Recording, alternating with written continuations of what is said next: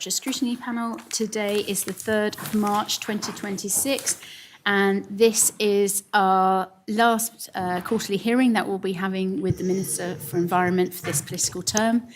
I'd like to draw everyone's attention to the following. This hearing will be filmed and streamed live, and the recording and transcript will be published afterwards on the States Assembly website. Please ensure all electronic devices are switched to silence, and for any members of the public who have joined us in the room today, to not interfere in the proceedings, and as soon as the hearing is closed, please leave quietly. So we'll start with the introductions. My name is Deputy Hilary Jeune, and I'm the Chair of the Environment, Housing and Infrastructure Scrutiny Panel. Deputy Tom Coles, Vice Chair. Deputy Alex Curtis, Panel Member. Constable David Johnson, Panel Member. Deputy Steve Luce, I'm Minister for the Environment. Kelly Whitehead, Group Director for Regulation. Kevin Pilley, Head of Place and Spatial Planning. Willie Peggy, Director for Natural Environment. Thanks. Thank you, Minister. We've got quite a lot of questions for you today because you have done quite a lot of work and you've lodged quite a lot of propositions before the end of the term. So we're focusing on many of our questions on those areas. Thank you, Chair. Could I just say this is not our last meeting. We're going to have a PFAS meeting. We are, and I was going to mention that later, but this is our last quarterly hearing. Quarterly, But yes, we're absolutely going to have a specific PFAS hearing right at the end. To wrap up our work together. But this focusing, and I suppose it's a good time because our first lot of questions is about the draft water law that you have put forward. And it states that the new standard in relation to PFAS is to be achieved within 5 years as recommended by the PFAS Scientific Advisory Panel. Could you provide more context about the rationale for achieving the water quality standards set out within the regulations within the next 5 years?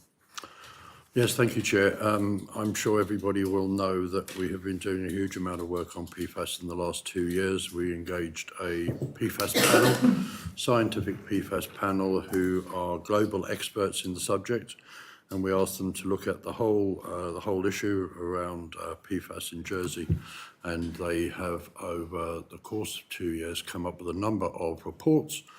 The final report, which will be the one that just brings everything together in one place, will be issued later this month. But we have had interim reports on the subjects of health, particularly how we're going to treat people who have elevated levels of PFAS in their blood. But more recently, report 4 was to do with the environment, and an interim report 4 dealt with water specifically. That was issued just before Christmas. And we know and have known for over 6 months now that the recommendation from the panel was going to be a level of 4 nanograms per litre, and that the panel were going to recommend that we allow a 5-year period for that level to be reached by Jersey Water. Now, that has been informed by a huge amount of data that the panel collected and meetings they had with global experts. Certainly, many global experts thought that the level could be achieved in a shorter period of time. Many thought 3 years. But the panel was certainly very understanding of the fact that some of the physical constraints, if you like, at the 2 existing Jersey Water treatment centres would mean that it would be far more challenging than somewhere else where there's a nice flat area of empty land to start building extra plant on. So they've come to the conclusion that 5 years is the right amount of time to allow Jersey Water, and 4 nanograms has been reached because of the amount of PFAS that they feel should be accumulated in your body on a daily basis. I can't remember the technical term off the top of my head, but as we know, PFAS accumulation occurs in 2 ways. 80% of your PFAS intake comes from food and 20% comes from water, because you have to ingest PFAS to accumulate it in your body.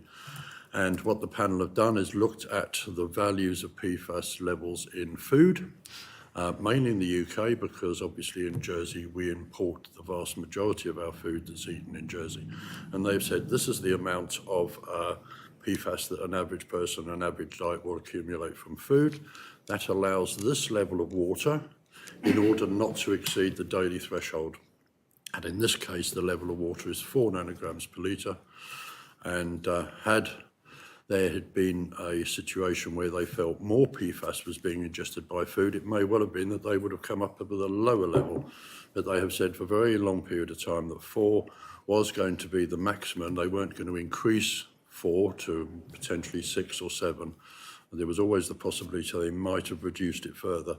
But in this case, they've looked at the evidence for food, PFAS in food. They've done a lot of testing locally, but they've taken the average values from the UK, given that the majority of local people's diet will be foods that come from the UK. So I think that's how we've come to 4 and 5.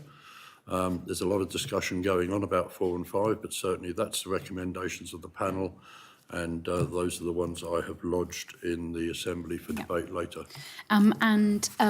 We obviously have been received submission from Jersey Water, for example, for this, and it was just from their response. Could you provide a bit more detail about the process of consulting and engaging with Jersey Water in relation to, I suppose, not only the scientific panel, but also in when there was the decision to actually put this recommendation forward at this point? Because, of course, you could have waited in another moment to do it. So yes, I mean, I did consider the possibility of going to consultation on the level of 4 nanograms and the time of 5 years, but it seemed clear to me that everybody who is involved in water was consulted quite heavily over a long period of time, and for that, you know, Jersey Water were aware of these limits and have been for over 6 months.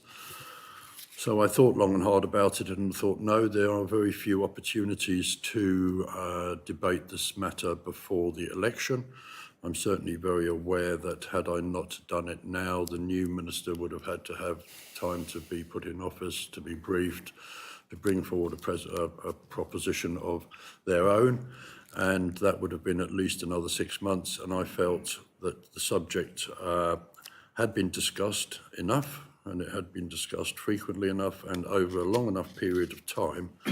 And given that we, and I particularly, made a commitment that I wanted to do something about PFAS within my 2-year period, given that it was quite a short ministerial period, I took the decision to lodge the proposition, and we'll see what happens. And how were the risks associated with the potential cost implications and technical solutions being considered and managed within that? And I believe that there are potentially different technical solutions that could help Jersey Water get to this 4, and also, of course, there is a big different financial implications depending on the technical solution. There is potentially and I use the word potentially because we're not there yet, but there is potentially a very expensive option if we were to go down that route. But as I say, Jersey Water have been aware of what's coming for quite some time. They've taken the decision to do a number of things, but they certainly are committed to investigating the best treatment for reducing PFAS in mains water, and they need to do a full 12 months testing program so they can have water that's winter water, summer water, because obviously the amount of flow of water coming into their reservoirs makes a difference. And the most important thing is the amount of organic matter in the water makes a difference to which of the technologies works better. So they have started off immediately by adding some powder activated carbon to the process, which is has reduced the levels of PFAS in drinking water currently. And I think there's an understanding that powder activated carbon has a place in the next year or 2, but it's not a long-term solution. Certainly that's been discussed with them and by the PFAS panel. And the main challenge with powder activated carbon is the waste product that comes out of it. Kelly may be able to talk more about it, but it's a process which involves a large amount of waste product which would have to be spread back onto agricultural land. Anyway, the granular activated carbon and the ion exchange are the 2 methods which are being recommended by the panel, following a short period of powder activated carbon, which will reduce levels until such a time as the other ones can come online. And we've been told by Jersey Water that they prefer the granular activated carbon, and they can do that at both their Augrey and Horndois treatment centres. They've known that for a while, and I think it's incumbent upon them to look at the options. But certainly cost is something that they will have to consider. My position personally is quite clear for me. I'm the Environment Minister with the responsibility to try to do the best I can to reduce the levels of PFAS in our water. I think I've given them, on recommendation of the panel, a very reasonable amount of time to get ready. So you think that they would be able to do whatever technical solution to get legally to 4, they would be able to do within 5 years? They've given you that confidence that they can do that? I know through the work I've done with what was originally the Nitrate Working Group and which is what is now the Action for Cleaner Water Group, which has been running for now well over 10 years, working with farmers and Jersey Water to see how we can reduce nitrate levels particularly and other chemical levels in the reservoirs. The derogations are something which has been used in the past, and I have said to Jersey Water, provided they were working properly and hard enough at the solutions and trying to find their way through, that a derogation by a future minister would always be a possibility, which would be one that would allow them that little bit of extra time if they needed it. Okay, and the Minister for Treasury and Resources was answering an oral question in the States Assembly about the potential cost implications, and we've talked a bit about that. Could you, she mentioned that there will be considerations put to the States Assembly before the debate on this.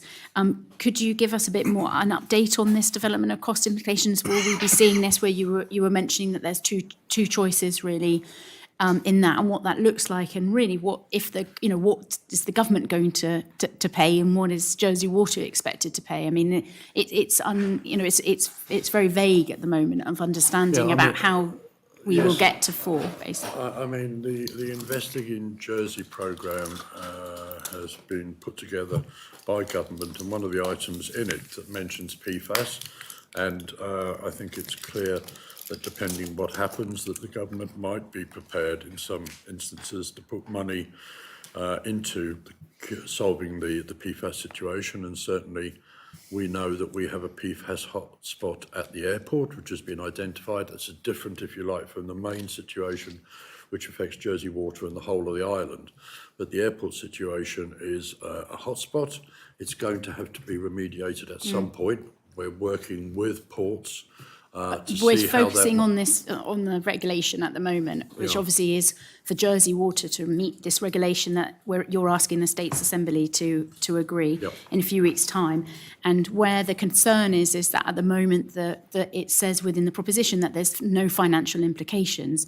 We're hearing from Jersey Water that there potentially is quite a big inlay. I've heard early cost estimates could be between 140 million and 210 million. This is from their input to the scrutiny panel.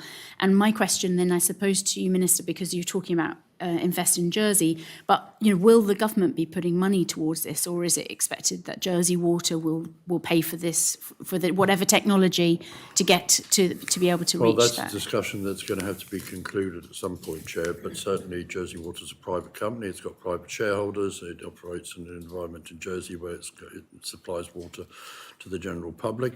It's true, of course, that the states own a percentage, quite a large percentage of that shareholding. But my job as Environment Minister is to look at the regulations and what I might do to try to help the PFAS situation with Mains Water. It's a slightly difficult and conflicted situation if you want me to comment about the shareholder responsibility as a member of government, whereby the shareholder might be asked to put money forward to help fund. And then, of course, so this is a bit different than what the Treasury Minister was saying, where she was saying that the cost implications will be put to the States Assembly, which she was saying last week about that. Are you saying that that's a different thing because that's related to being a shareholder rather than being the fact that the government is putting this law in place and this standard in place, and therefore the government will then also put money towards that, so that the Jersey Water will be able to reach that? Are you saying it's a different thing, I suppose, being a shareholder versus being... If we were in the UK, I think this would be a very different situation where you would have an independent regulator would be putting forward the standards, and the water companies would have to come up with ways of achieving the standards and how they would fund whatever process and infrastructure they needed to to fund that. We have a situation here where inside government we have an environment minister who's in charge of the regulation side as part of their portfolio, and we have a treasury minister who has a shareholder responsibility as a major shareholder in the water company. And it does give us conflicts which we're still resolving around the table. But for my part as environment minister, I have said that I'm very committed, and I have been very committed to the work we've been doing with PFAS. We engaged the PFAS panel. They're globally renowned. They are global experts, and we asked them to come up with recommendations, which they have done. And I think it's incumbent upon me as the Environment Minister to put forward those proposals, those recommendations. And if other parts of government or other parts of the States Assembly backbenchers want to challenge that, that's what the debating chamber is for. And I look forward to a debate in the chamber potentially on the subject. And I suppose a final one on this and related to, I suppose, the cost and the financial implications, which of course, exactly as you said, it's for the States Assembly to decide in that wider thing of not just it being about a standard and the water, but actually how do you get to the point of being able to get to that standard. And Jersey Waters submitted to the panel that their potential water bill increase could be as much as 70% to 110% based on the potential cost implications associated with the draft regulation. Are you worried about this potential increase of water? Well, I'm part of a government who are absolutely committed to not doing anything which is going to make the cost of living in the island any worse than it currently is. And as a consequence of that, I certainly don't want to see water bills going up. The numbers you quoted there have not been explained to me in depth as to how they've been arrived at, and certainly the very big numbers, the triple-digit millions of pounds, I think, allude to the potential for a brand new water treatment works, which would start from scratch, greenfield site most likely, and be put up and built to serve the entire island and take over from Horndoir and Ogray as the two current treatment works. My feeling is, and certainly what I read in the work of the PFAS panel, is that's not necessarily required. Jersey Water have spoken about granular activated carbon at both their treatment works, and I know they are challenging sites, but I can't see any reason myself, looking at what the information I've been given, why that can't be done. And if we can utilise the two existing sites and just bolt on additional technology, additional process to cope with the PFAS issue, I think that's a much, much cheaper alternative than the one that's been circulated, shall I say, by Jersey Water at this time. And so probably my final question then on this area is, of course, we're only a few weeks away from the States Assembly deciding on this, and of course, as you said, that you're expressing a very different view than, say, we're seeing from Jersey Water, and I'm wondering, how do you intend to respond to Jersey Water and kind of the concerns that they've put, whether it's the potential rise in water bills increases or the potential amount of it will cost to build whatever facility or the technology to reach the figure of 4. How do you intend to discuss or respond to Jersey Water so that the States Assembly members, when we're debating this, comes with a full set of information that both yourselves and Jersey Water have been. Well, I'm not sure, Chair, that it will be for me to respond to Jersey Water's concerns in this instance, in as much as they are raising concerns to their shareholder, and the shareholders are expressing those concerns to members of government. And I think if we're to have a debate on the floor of the Assembly about the pros and cons of solving the PFAS issue and how much it's going to cost, it's for someone else to bring forward the cost implications, if you like. I've certainly put forward my side, and I think it should really be for somebody else to bring forward the other side. The debating chamber is set up for exactly this purpose. Let's have the argument set out on the floor of the Assembly and allow states members to decide. But I don't think it would be for me to go away from presenting as a proposition the recommendations of the PFAS panel. If someone wants to come and challenge that, given that the panel they've thought long and hard about this, the decision of 5 years on the level of 4 nanograms is not something, and I don't want to be disparaging, they've not just plucked those numbers out of thin air. There's been a huge amount of public meetings. They've had discussions with global experts around the entire world online for everybody to watch and see how they come to these conclusions. And this is what they've proposed. This is what they've recommended.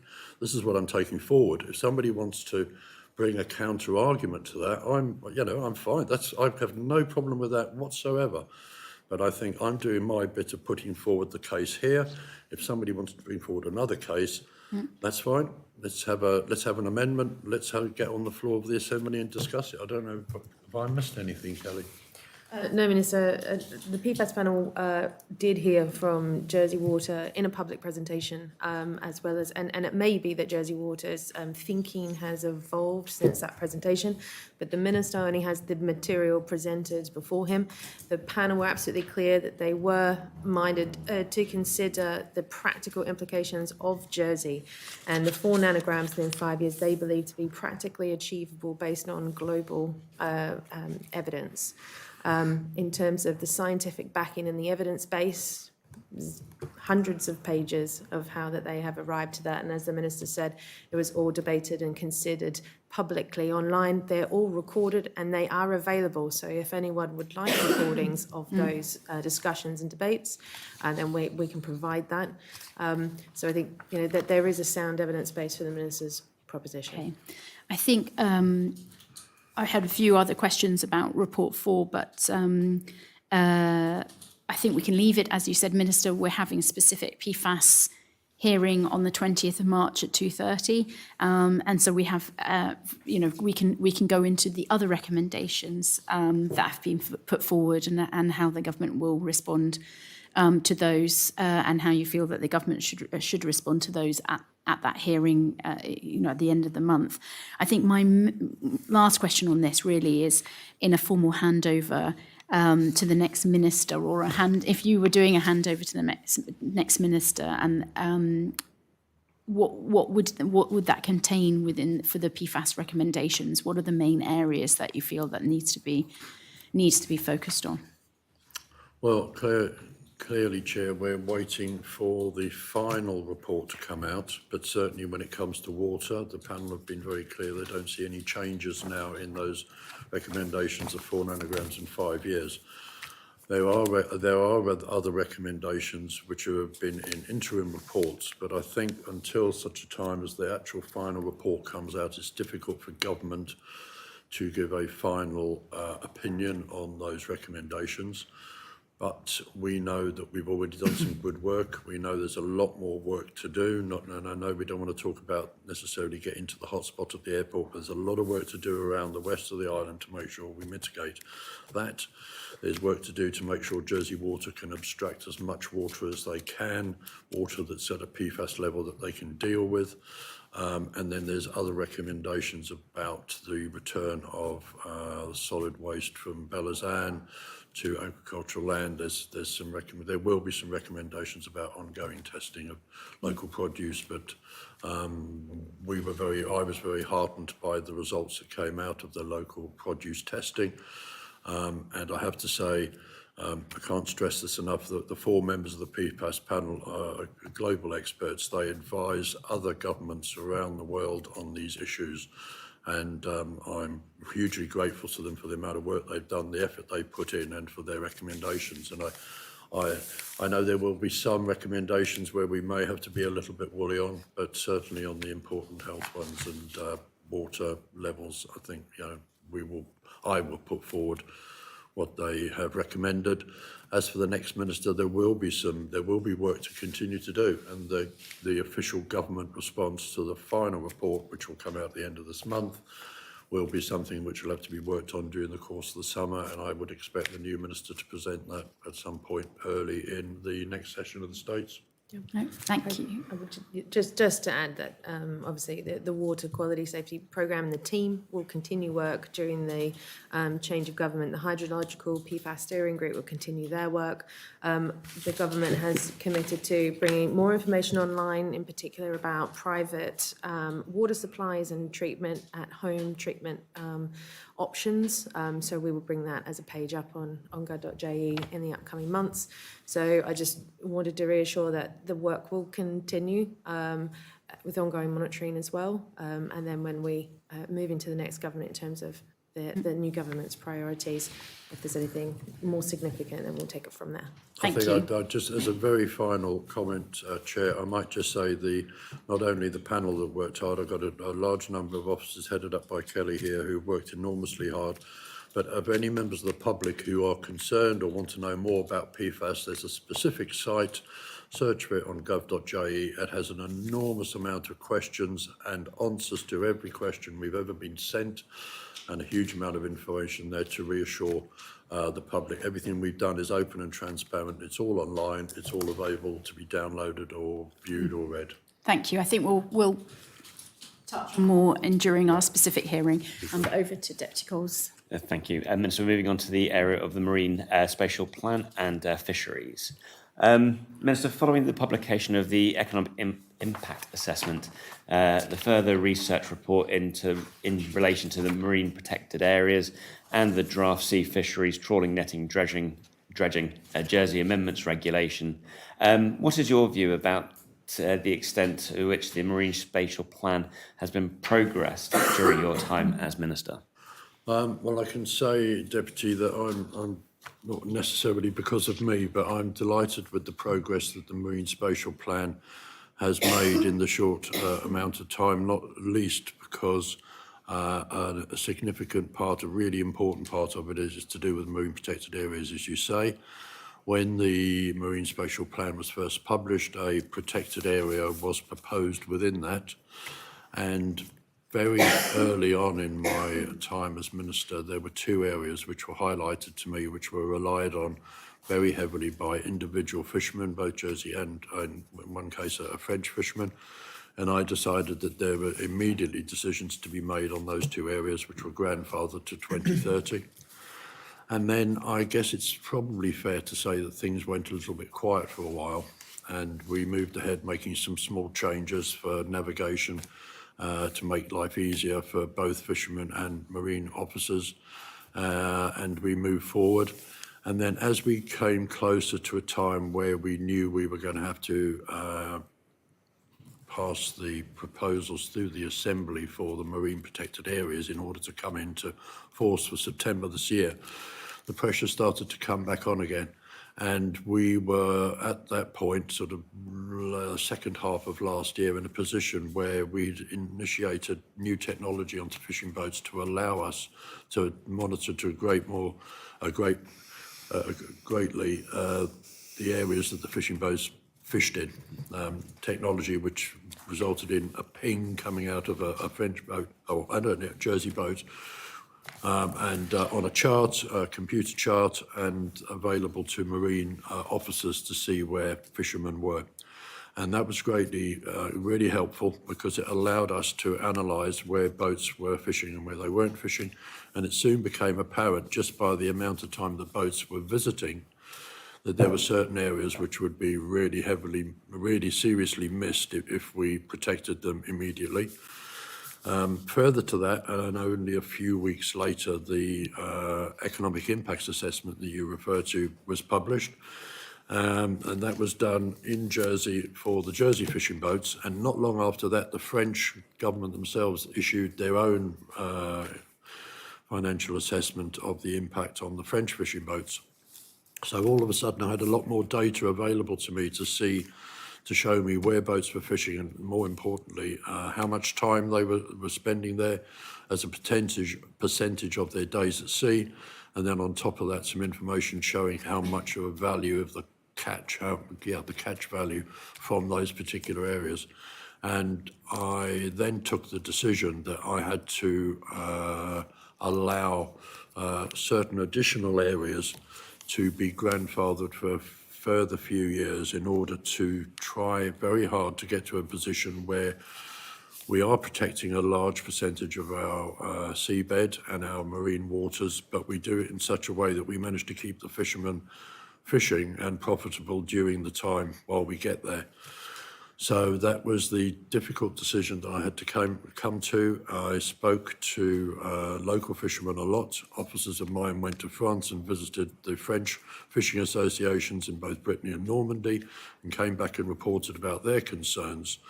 And in both cases, both the Jersey Fishing Association, Fishermen's Association, and especially the Normandy Fishing Association put forward proposals to me for changing areas. And I looked at them and considered them, and some of their suggestions I took on board and some I didn't.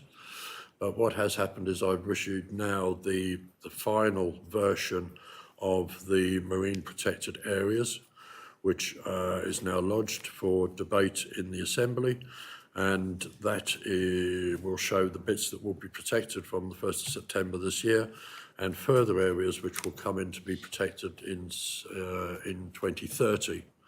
And at that time, we will have taken the island from 6% of the total marine, our territorial waters, 6% is protected, to somewhere over 23%. And I'd like to think that the Minister of the day between now and 2030 will also look at further areas which could be protected as well. And while I say with one hand that 30 by 30, which is a commitment and a sort of a cliche, if you like, used by many countries around the world for protecting 30% of your territorial waters by 2030, it's never been a commitment that I've made. I am aware of it, and I'd like to get as close to it as possible, or I would recommend any minister to try to get as close as possible. And of course, part of that commitment of 30 by 30 is for it to be good quality and not just any sort of water protected. Do you believe that the areas that are currently up for debate represent high quality marine areas to be protected? Well, certainly the bits that we will be protecting in September this year are of high quality. One of the other considerations I had to take into account when grandfathering some of these additional areas was that I charged the team 18 months ago. I said, look, you need to convince me as Minister that these areas are worthy of protection. So they did a very large sampling and research piece of work in some areas, mainly off the east coast of Jersey, with drop cameras and taking grab samples and other work. And they came back to me with some very detailed data on the levels of merle, which is a particular worry for us because we're obliged to protect merle. And I was able to look at the data and the levels of merle in every one of these areas and use that data to help me decide which bits I might grandfather. So I am very happy in myself that I am protecting the bits with the largest amount of merle. I'm aware of some other areas which we've grandfathered to 2030 where there's less merle present, but there still is some, but those will be protected later on. Do you mind, Minister, if I just ask a quick question about that commitment? Because, looking back at some of the speeches made in the States and going back to the debate on the Marine Spatial Plan, you said, we will get there, we will get to 30 by 30. And I just wondered... Did I say that, did I? You said, we will get there by 30 to 30. And then your fellow Minister, Deputy Gorst, said, the current minister, as the previous minister was, is committed to the idea of 30 by 30. So I just wondered if things have changed. Okay, I have to say then, I put my hand up and say I can't remember saying that, but clearly I did. The wonders of Hansard is a fantastic thing. But I've never felt that it was important, the 30 by 30 thing, was that important, because I felt a bit like you've related to Deputy Coles. You might end up going down a road to say, my overarching concern here is to get to 30%. I'm not going to be too bothered about how I do it. I'm going to get to 30. You might end up protecting some bits which aren't really worthy of protection as such. But I'm very, very confident that the 23% 21% plus we'll have in September, the 23% in 2030 that we are currently proposed are all really worthy of protection. But as I said, there's time between now and 2030 to identify other areas. I've got some ideas myself that I might well pass on to the next Environment Minister, how we could do that. But I'm absolutely wedded to, there's no point in trying to protect something that's not worth protecting. And my worry about the 30 by 30 is that you end up saying, oh, well, look, we're still a couple of % short. Well, let's put a box around this area out here. Nothing much happens. Let's just protect it, when there's nothing really very valuable there to protect in the first place. So, yeah, I apologise but in my heart, I've never really been wedded to 30 by 30. It's not the most important thing. There's far more important things to have to do. You said that you had a couple of ideas of areas that could be protected that aren't included in this, up to the 23%. Have you got any? Would you prepare to Well, tell I anything to don't the want panel? to let the cat. Well, I mean, there's one idea I can say, and that is as you may well know, there's two what we call bream boxes, one to the north of the island, but just to the northwest of the Durwells, another one to the south of the island between La Roque and the northeast Minkeys Buoy, where we designate at the breeding time of the year when the bream are breeding, that those are protected for a short period of time. I'd like to do some research as to whether that might be something we could protect on a longer basis. So there's two areas there which are quite big, and there may be some justification for doing that. It may also be that we can do some more work to identify other breeding grounds, which we don't know about yet. And who knows, technology is a wonderful thing. We've just invested in an underwater drone, which is going to allow us to survey areas much more closely. So I'm confident by the time we get to 2030, the intervening years will have allowed us to identify some other areas which are very worthy of that. You talk about as well handing over for the next minister. If the sea fisheries trawling and dredging amendment regulations are adopted, there'll still be 80 of the 91 recommendations outstanding from the Marine Spatial Plan. Have you put any sort of priority list together for the next minister of what you think are your top priorities in the... I can't say there's absolute priority there. Certainly the department's emphasis has concentrated very much on the marine protected areas. The challenge there, as I said previously, is making sure that we have a profitable fishing fleet all the way through these changes in the protected areas. And I try hard to convince them that at a point in the future we can have a territorial waters with lots, hopefully, of plentiful species for them to catch, and they won't have to spend all day and night trying to make a living. But clearly the island enjoys some absolutely spectacular and wonderful offshore reefs. There's challenges there in as much as their beauty attracts any number of tourists and recreational boaters. And always the conflict between nature and us when we're going out there to visit these wonderful places is something that needs to be managed. I think moving forward, certainly the recreational aspect of things is something we need to keep a close eye on, whether that's fishing or whether that's interaction with wildlife. But I don't think we should be shy of promoting ourselves when it comes to the beauty and the massive wide variation that we have on our marine seashores and in our seas. And we need to look after them as best we can. I mean, Ramsar is something we're signed up to. In the last couple of years, we've had a new Ramsar board and a new Ramsar working group. Department are doing the work now, which they didn't. Officers of Marine Resources now doing the work.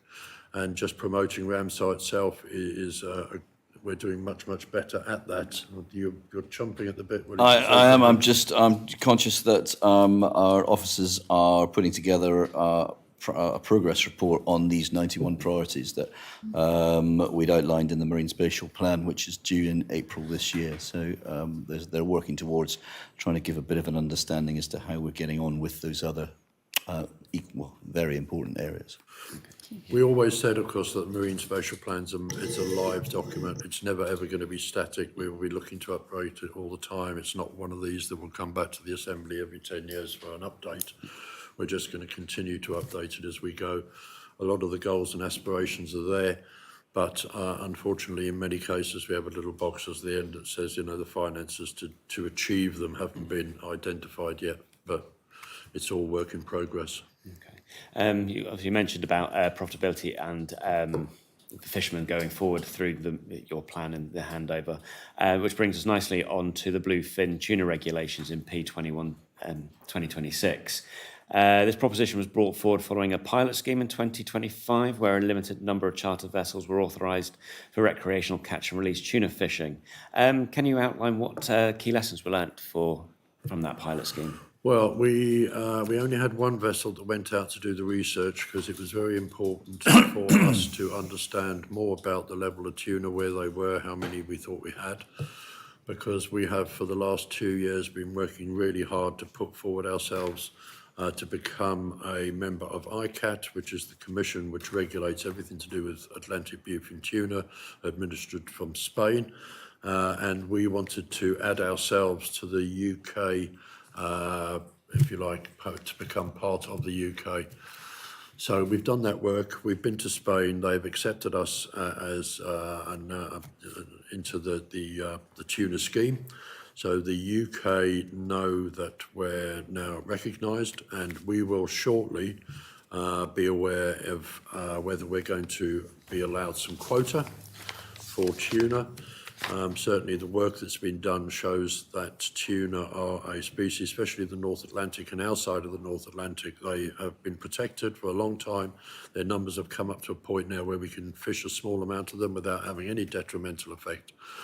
The regulations, the proposition that I'm taking to the States later this year just takes bluefin tuna off the wildlife law, because until quite recently, tuna has been a protected species, and obviously we can't allow catch and release of protected species widespread. So that proposition will take that legal hurdle away. My hope for this coming season, if we can get there in time, is that we will have a small number of fishermen, registered fishermen, who will be allowed to catch under very strict restrictions, catch a very small number of bluefin tuna to land and to sell.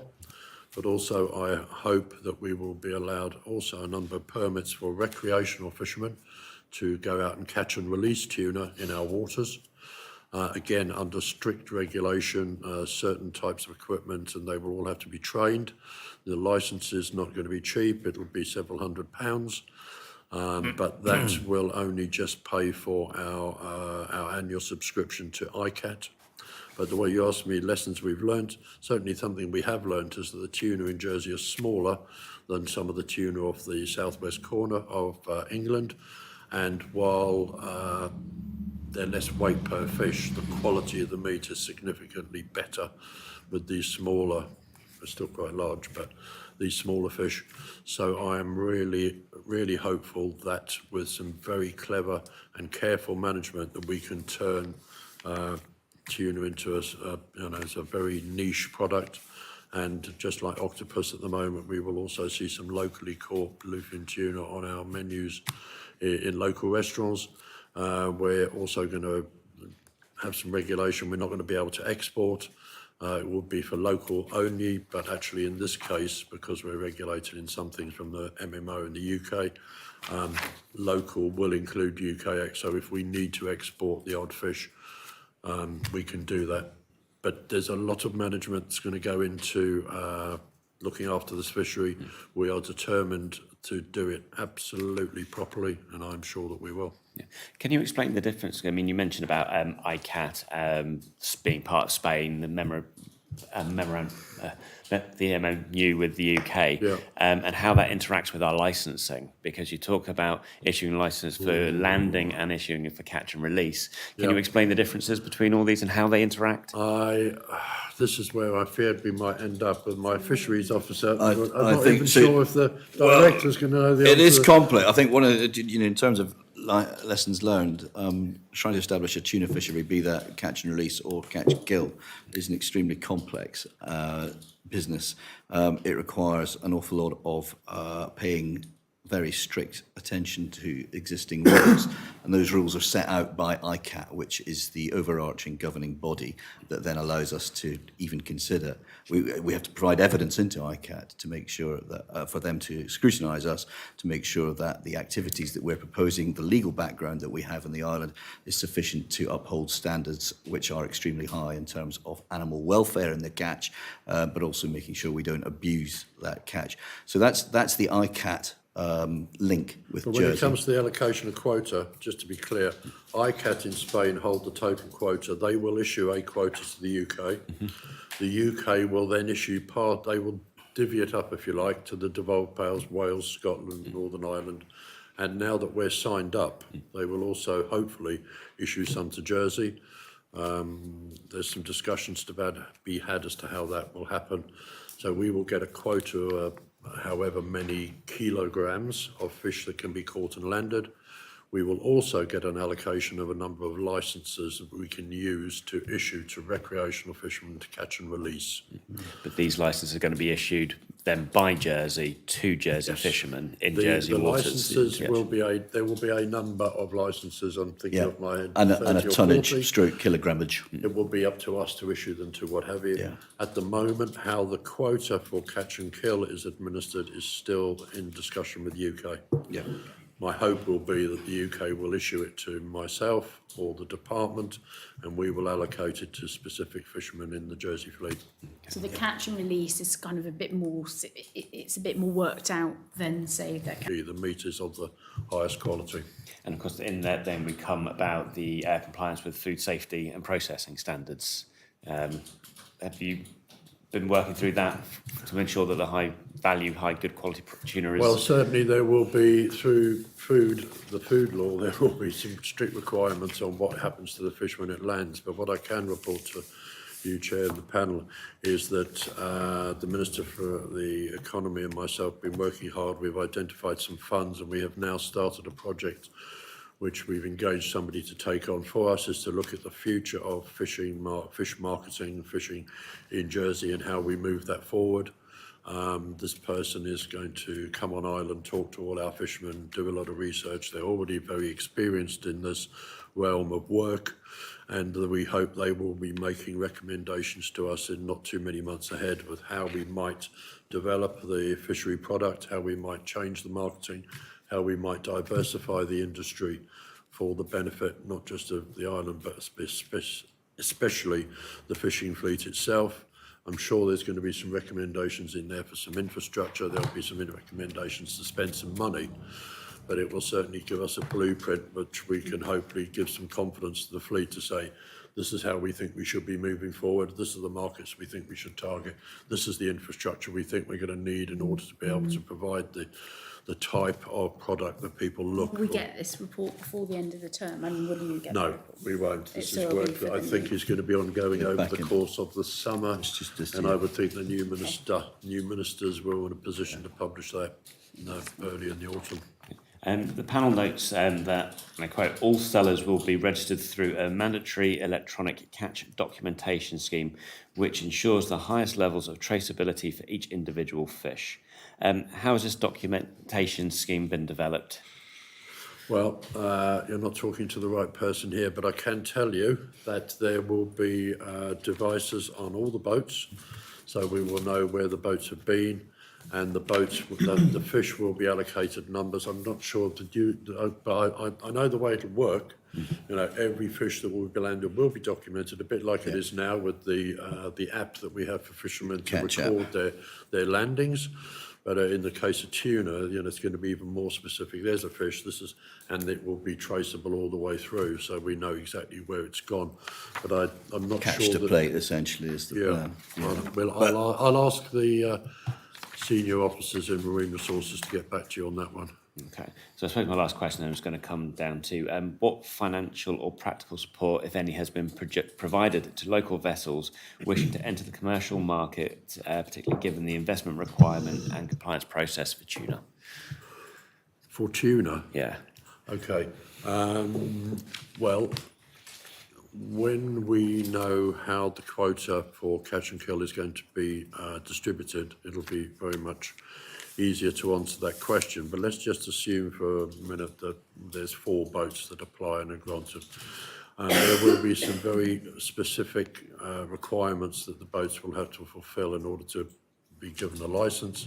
As I said before, we're going to want to know, because they will already have the tracking technology on the boat anyway, but they will have to catch these fish with very specific rods and reels so that the fish can be reeled in with the least amount of hassle. We don't want, we don't want fish being played at sea for the enjoyment of that. The fish have got to be landed very quickly. They've got to be put into very cold conditions and they've got to be, I believe they've probably got to be bled as well. There's a number of things that they will have to do. In order for the fishermen to understand what they've got to do, they will have to undergo a training course. We will be bringing somebody into the island to run that, and those fishermen will have to attend. They will have to show that they're competent and understand what they've been taught, and they will, I would imagine, in the first instances, be very heavily monitored when they come to land, or maybe even that officers are on board when these first fish are caught.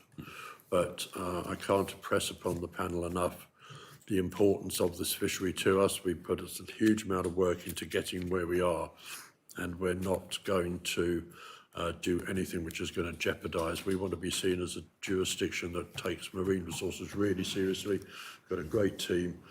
We already have the best managed bass fishery in Europe, and we want to do more like that. And it's incumbent upon us to make sure that the people who go out and prosecute these tuna for catch and kill do it absolutely properly. We want to hold ourselves up as the best. Not only that, we need to be seen to be the best, essentially, by external viewing bodies. There will be a lot of scrutiny on us as this fishery opens to make sure that we are complying with the obligations that we have and that we have told ICAP particularly and DEFRA that we will stick to. Thank you very much. Thank you. Over to Deputy Curtis. And Minister, we're going to move on to the planning and building law and the Bridging Island Plan. And we'll start with your most recent amendment to the law that is to be debated on the 24th of March. The panel understands that this is to reinstate, in essence, the ability to revise plans and to set the procedures for new plans. But could you go into a bit of detail as to why the legal amendment is proposed in the way it is, and in particular why it's different to how revisions were done in the past? What was the intent in creating a new version of how to bring about revisions, and is there any intent behind that? Well, I'm going to look to my left because I'm not particularly aware of the way things were done specifically in the past, but certainly from my perspective, I was part of the assembly that changed brought the new COVID rules so we could have the last Bridging Island Plan debate. But it was absolutely clear to me from that time that, removing the ability to debate a single policy of the Island Plan was not really quite sure if I'm thinking back why it was done in that way. But certainly it was important for me as part of the planning reform programme to bring that back in. I think, as we know, most island plans are for a 10-year period. Sometimes that will stretch over to 11 or 12, but certainly minimum of 10. And when you look around the globe at things that might happen or changes that might happen, I think it's absolutely essential that the island plan or a single policy in the plan can be debated and changed during that 10-year period. How crazy would it be to have be 2 years, 3 years into a plan and find something very, very dramatic changes that we need to change the policy on housing, or we need to change the policy on whatever. So I think that's a very sensible and pragmatic thing to be doing. I'm not aware that the wording of the proposition to go back to debate a single policy is it very different to the way it was phrased previously, Kev? I think it's a bit more explicit now, so it's really explicit on the face of the law that the Minister's got that ability. I think if you look at previous iterations of the planning and building law, that ability was almost implied rather than being very explicit. So I think the phrasing of the proposition that the Minister's lodged just makes it very clear that the Minister's got that ability to amend a plan in part. You'll be aware from having looked at the proposition that the proposition also proposes to give the states powers to make regulations about how those changes to a plan in part might be made. And the Minister has prepared some proposals looking at how that might be done. So clearly members will be aware that when we review a plan at the moment, we have to go through extensive processes of public consultation, independent examination, and then come back to the states for approval. Now that's all itself quite an extensive process. An expensive process as well, I might add. I mean, I think That's right. the cost now of going through an island plan review is probably well over £1 million, which is funds that have to be found from outside of the department because it's an extraordinary expense and not something that happens on a regular basis. So one of the first jobs of the new government will be to see if they want a new island plan, and I expect they will. I would hope they will. But the second question, which comes hot on the heels, is okay. Well, you're going to have to find £1 million upwards to fund that work.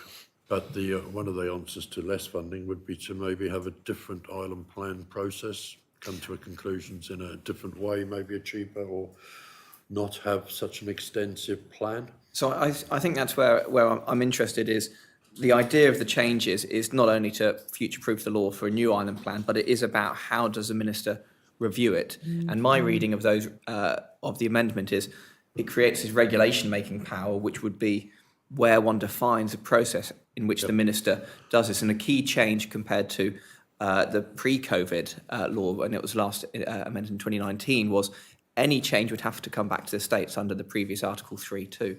So it's trying to understand, it sounds like there are some proposals that have been drafted. Where are those? And can you share kind of what the plan is for how you might revise the island plan, given you've created, and are hoping will be accepted, the high-level law that would provide that power? Well, I expect probably, now that you've mentioned it, Deputy, during the debate, it might be incumbent upon me to explain a few of the options, but certainly there are many different ways that we might come to an island plan debate.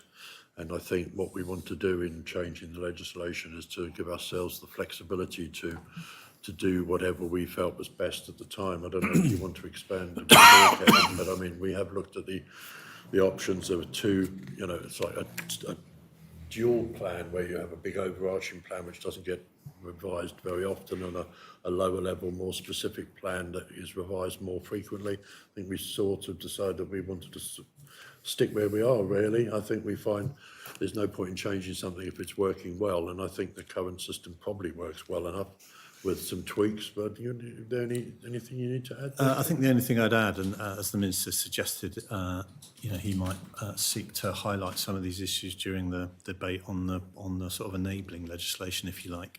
But in the interest of efficiency and effectiveness and being able to make changes in a way that's proportionate to the nature of the change, it might be that the processes that are operated are different depending on the nature of the change. So, for example, if there's a significant change proposed to part of the plan, it may be that requires approval of the States Assembly still requires extensive consultation.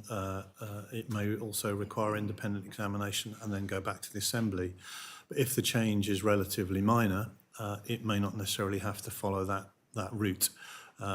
Does that mean perhaps that it wouldn't have to come to the States Assembly at all? It sounds like you're implying. Yes, that could be the case, but clearly that would be to the Assembly to decide. At the point of regulation making, is it? Yes, that's right. So the way that the proposed change is constructed at the moment is that you have those the provisions in the law as proposed to be debated on the 24th of March would enable the states to make regulations about how those island plan review processes would operate. So that power would sit with the Assembly.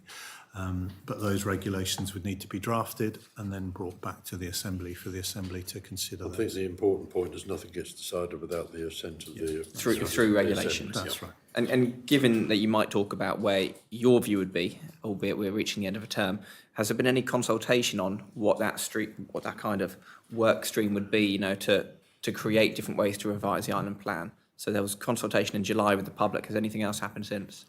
Well, certainly we've discussed it amongst ourselves that the different options that we might go down. I'm not aware that we've specifically at this time gone out to the public with too many various options. No, the Minister's established the Development Industry Partnership Board, which obviously represents the interests of,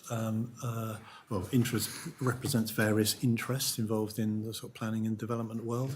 So we've taken informal soundings from the Partnership Board, but clearly, you know, in terms of developing those regulations and bringing them back to the Assembly, the Minister may choose to consult on them more widely before they're brought back to the Assembly for consideration. Certainly, there's been a lot of pressure on trying to achieve a lot of things in a short period of time. But one of the things I was absolutely determined to do was to bring forward this particular regulation about debating a part of the island plan in isolation from the others, and this bit we're discussing now about how we might change the way we do the island plan just added onto that nicely. But it's not good. We haven't had the time to do maybe the consultation on that second part that we might have done if we'd had more time, but that will come. Then the new minister will have to look at that and decide how they move forward. Okay, but ultimately, policy-wise, we'll have to wait till the regulations are presented, and the Minister of the Day will be the policy lead. You're not starting any work beyond anything you've done now to direct kind of where work would go in the interim? No, absolutely not. And the new minister will have to pick that up. I just thought it was important that the new minister had some way of doing this without going back to the Assembly immediately. So we're changing those rules. The new minister can start in that position and move forward from there. Okay. But I think at this stage we're just raising the principles that we'd look to do something that potentially more efficient and effective, depending on the nature of the change. But clearly the decision whether to approve any changes to those processes would rest with the Assembly. In regulations? Yeah. Okay. Looking to other areas of policy in planning and building, the Assembly approved P54 last year in October, which was supplementary planning guidance on parking. We were looking to have an update on how that work is going. Well, I'm going to have to say I don't think it's going anywhere at the moment, purely because we've got so much work to do before the election. But I have given the commitment that we had a debate on parking, and it was clear to me the mood of the Assembly was in a certain direction, and I felt that it was important to signal not only to the Assembly but to the industry that we would look at this again, and if we wouldn't look at certain parts of it, we would look at the whole thing. And I don't know when it's down for the work to start, but it will be started, so probably during PERDA. But the new Assembly, the new minister will be in a position to push the button on that one and say, right, we need to get out there. And I think we know what a lot of people are going to say, but I think we need to do the work. It's very unusual to have a policy or guidance in this case brought in and then get reviewed again in such a short order. But it's very clear from comments from parish constables, parish roads authorities, from the panel, from the planning committee, and also from residents, that there's much concern about the level of parking requirements in some of these housing schemes that we've approved.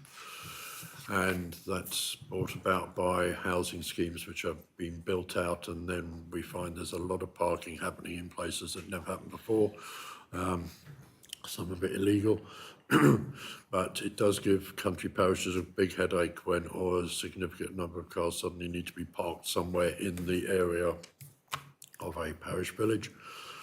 And we're mindful of that. And we think we will have a look and see. So, having said that, you know, the reason that we've done what we have done with parking standards is very specific. We want more people to use alternative transport, active travel, cycling, walking, public transport. We'd like them to think about shared mobility and maybe having less cars. I mean, on the other hand, of course, we know how Jersey people love their cars. I'm no different from everybody else. We all like our cars, and getting people to change tack on anything to do with vehicles is challenging. Minister, just on that, because it's something that's been in the news recently, and you've mentioned it, is about sustainable transport. And have you talked with the Minister for Infrastructure about, of course, the increase in bus fares that we've seen?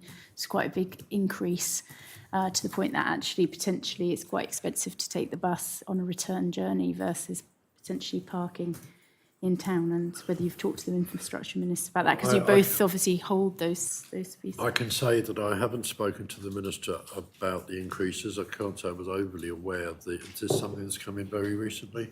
Yes. Okay. I will need to speak to him about that. I've always advocated from the Environment Minister's point of view when it comes to sustainable transport and trying to have less congestion and burn less carbon, that we really need to encourage people on public transport. And we do that in a number of different ways, but one of them is not increasing the charges that buses charge.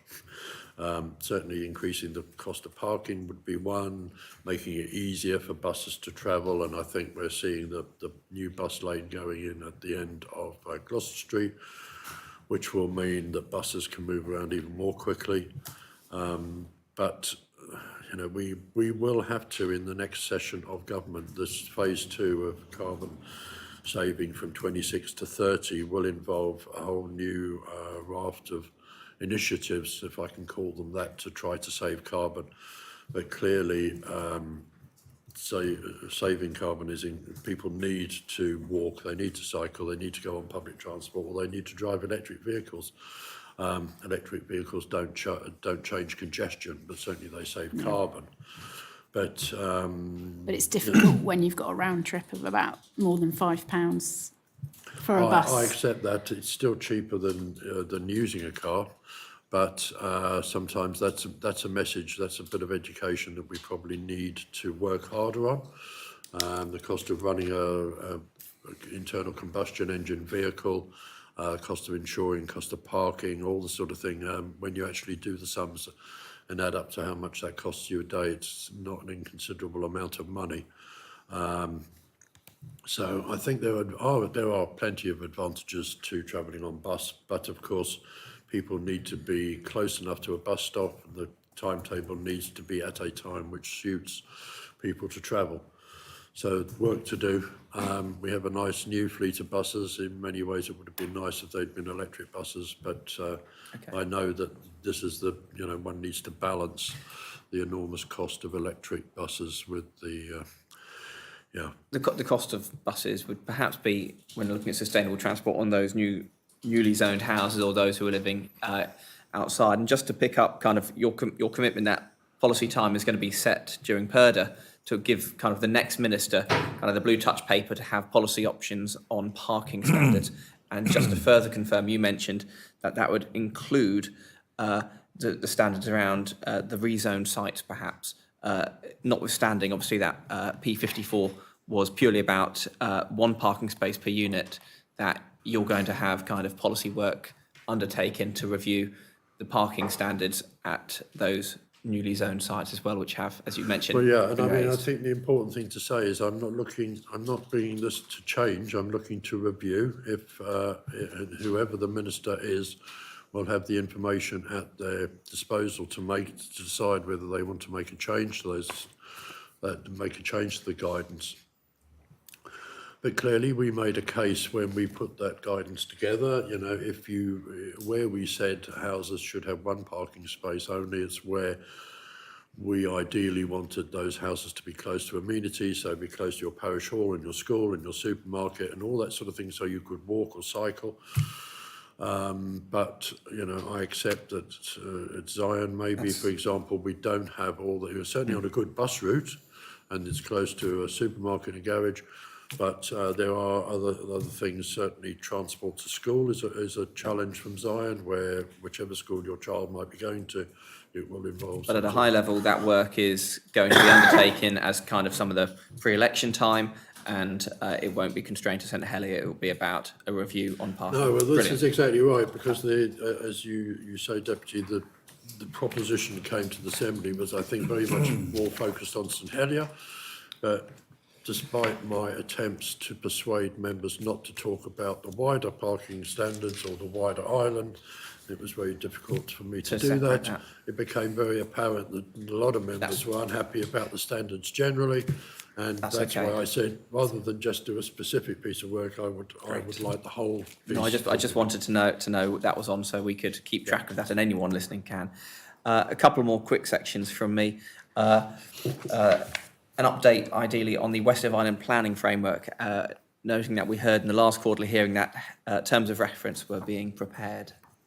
Well, I'll look to Kevin, but I want to assure anybody who's listening and your panel that I think it's a really important piece of work. It will have to, it needs to be done. It will get done. I've given that commitment, but I think there's a lot of opportunities in the west of the island that we need to look at. We need to consult properly. We need to really do a good piece of work. I don't know if it's going to involve some off-island expertise coming in to help us with that. Officers are pretty constrained to the amount of time they're going to have. Have we got the kind of have we actually outlined where we are yet? Have we got terms of reference for Well, for it? I don't know, I'm looking I'm at Kevin. looking for an update, ideally. So we haven't got any definitive terms of reference yet. We have been working to prepare those for the Minister. And I think it's also important to talk to local members as well to get their engagement in those terms of reference. So given where we are relative to the election, that may be something that's picked up by the new administration. So is it unlikely that the current minister will be able to sign those, to get some, again, work going during the pre-election, especially if work's coming in off island? I'm just trying to picture timelines for those interested in that. I think there are some challenges there for the Minister, because clearly in the sense that if a new set of terms of reference are set with current members, and if there's any change in political direction, then the new Minister may wish to then review those once in office. So there's a critical decision to take there, and I think the Minister also identified an additional point is around the nature of the work and how that work is procured is a challenge also, and so setting the terms of reference in terms of what that work is going to do will need to be cognizant of our ability to deliver on that. As well. I think in time past, this type of work we would have taken on board inside the department, but always in the knowledge that we would have employed a consultant to come out and help us with that. And that's one of the ways we managed to get through so much stuff during the session. Obviously, the constraints around consultants may or may not still be there. We'll have to see. Okay, and last from me, on kind of regular planning service performance, and also, where you keep your ear to the ground with the Industry Partnership Board, what are you hearing is the latest trends coming in from the Industry Partnership Board that are reporting kind of the context of planning and development from the industry? And is there anything about pipeline development costs that you're taking into consideration from how they meet? Well, I went to Industry Partnership Board for the second time, most recently, not that many weeks ago. Kevin, remind me, it might be 4 or 5 weeks. And we had, as ever, a really good meeting, a really constructive meeting where they're not afraid to put some challenges to me. Kevin came with me. I don't know that we heard anything very specifically. You might have to remind me, Kevin, other than the times are challenging, and you only need to look around town at some of the sites which aren't being developed, which have started, where the demolition has been taking place and they're not carrying on. The times are difficult. The cost of money is one item. The cost of materials is another. Demand is a third.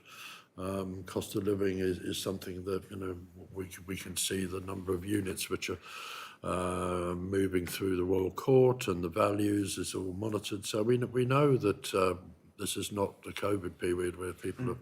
So what are we hearing from the Partnership Board on demand? And in particular, Stats Jersey just recently published their household projections, which show that even under mid-range circumstances, assuming there's no latent supply or vacant supply in the market, we would be looking at about 170 homes new per year with a level of net migration. Are you hearing kind of that actually the supply isn't required? Well, I certainly haven't had anything from the board since those numbers were released by the stats unit.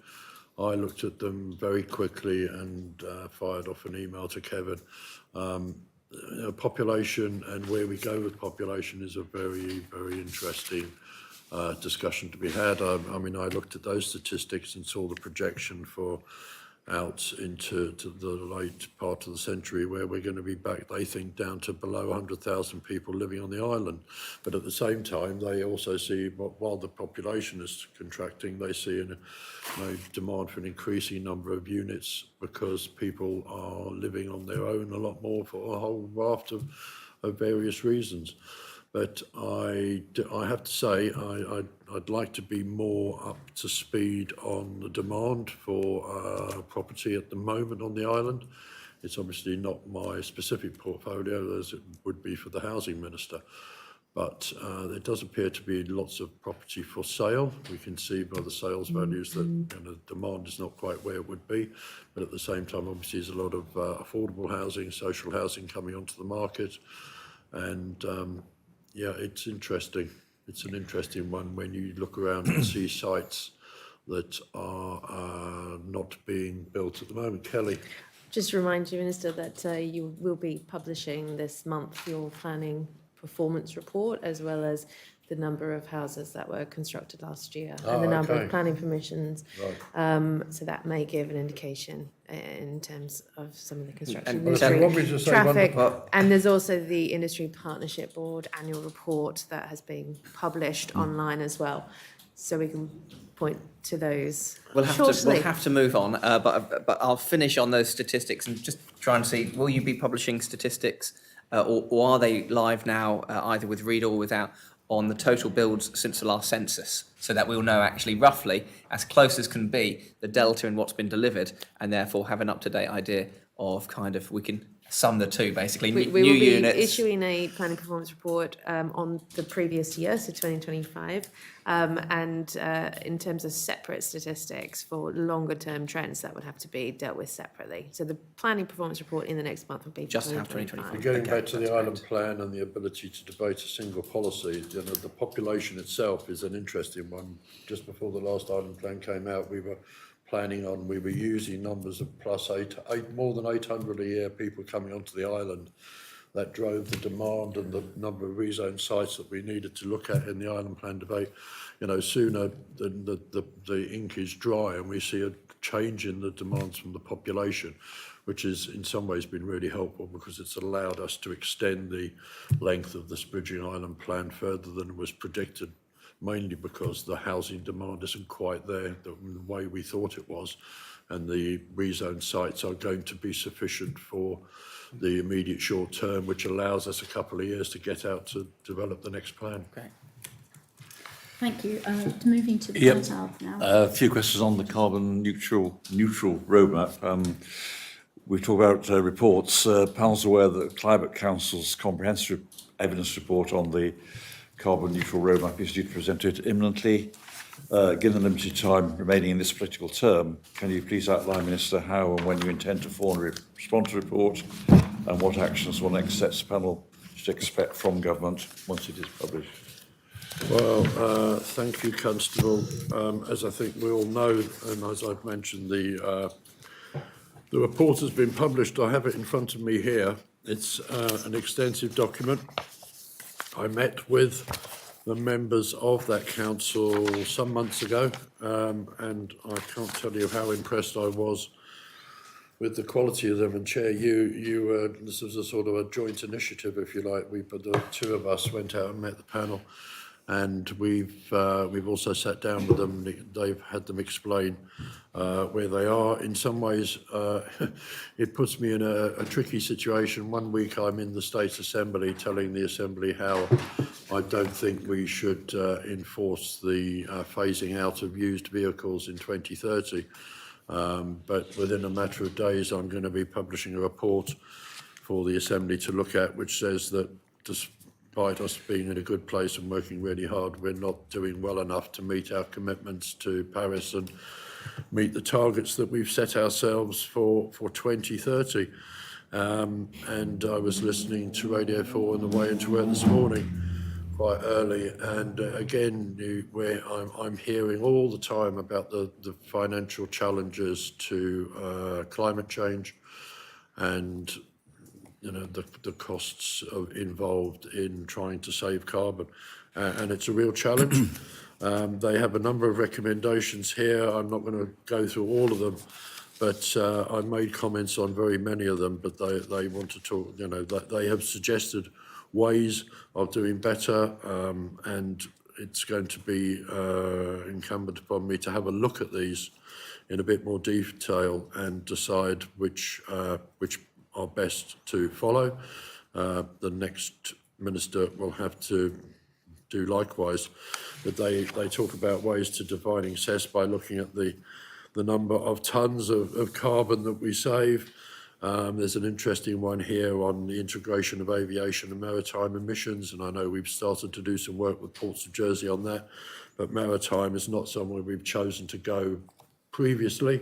It's only a very small sector, and one would have to decide whether it was worthwhile. But fuel taxation, transitional fuels, insulation, the use of biofuels is another one they want us to look at. And Sorry, I don't should interrupt you, Minister. I was more concerned about, is a formal response going to come from you on all these matters? Oh, absolutely. I mean, and when? Yeah, we commissioned the council, again, Yes. like the PFAS panel. These council members are really, really, really top people, and we've asked them to come up with a piece of work, and they have done, and it's 100 and something pages. It's an extensive document full of all top quality, and we will have to respond. The team will be putting that response together, and whether it will be me or the next minister, I'm not sure. That's what we're trying to drive at. Is it going to be during this term? It will depend. Will you be presenting it next week as a statement within the state sitting, or the 24th? I mean, will there be an official I'm not presentation? I'm not sure that we're quite ready to present it as an R for the next sitting. It may well be the last sitting. We'll use it to fill up the 2 weeks. But no, I shouldn't joke about it. It's a really, really good piece of work. I know you've seen it, Chair, and they give us a lot of ideas. I know officers are meeting with the council again very soon, and I think the idea of that meeting will be for us officers and the council to discuss recommendations and how the next government might move forward with some of these ideas that are in this report. To go back to my original point, I think what it's really trying to get at is, will the current Parliament receive a report from you, if not in detail, but at least the way I can't see you're... any reason why this report can't be published as an R, and certainly it would be my intention to do that.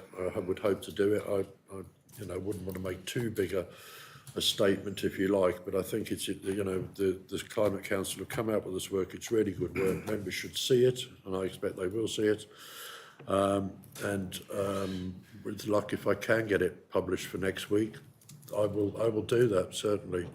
I think it will be incumbent on the next government, though, to take on the work that officers will do as a final piece of work with the council. And as I say, officers are going to talk to them about how we might implement some of their great work. Okay, I might come back to you on a couple of points on that later. Moving on to a sort of specific point, we had a correspondence from a member of the public regarding vehicle emissions duty charged to individuals importing a motorhome. It is a fairly specific item, I know. In addition to GST, are you able to provide additional context and rationale for the rates of VED charged to such homes? Well, yes, Constable, and I've had a number of emails, I wouldn't say a flurry recently, I would just say a consistent number of emails over the 2 years about motorhomes. And while I'm not going to announce anything specific for motorhomes, I would say that I think certainly the next minister, when it comes to the next phase of saving carbon neutral roadmap, is going to have to look at emissions duty and VRD and all this sort of thing as ways to try to encourage people to make choices. Vehicle emissions duty sits with the Treasury Minister. So it's a joint effort, if you like. But one of the difficulties, one of the challenges that will have to be taken up in this next phase is to be a bit more specific about, for example, hybrid vehicles. And we know that hybrid covers a multitude of different types of vehicles. Some are really petrol engines that are driving electric motors. Others are very much battery orientated with a very small add-on. And again, we will need to look at other vehicles which are charged VED and maybe changing the banding. But I am conscious that some of the more generalised banding affects people like motorhomes. And the policy regarding motorhomes generally, are there considerations as to whether motorhomes are primarily used in Jersey or off island? Is there a deterrent effect there? It is. It's a very interesting question, Constable. It's my understanding that caravans and motorhomes were legislated for many years ago when we made a conscious decision that we didn't want the island to have caravan parks for tourists or whatever. But we needed to make sure that individual islanders could have a caravan to take on holiday.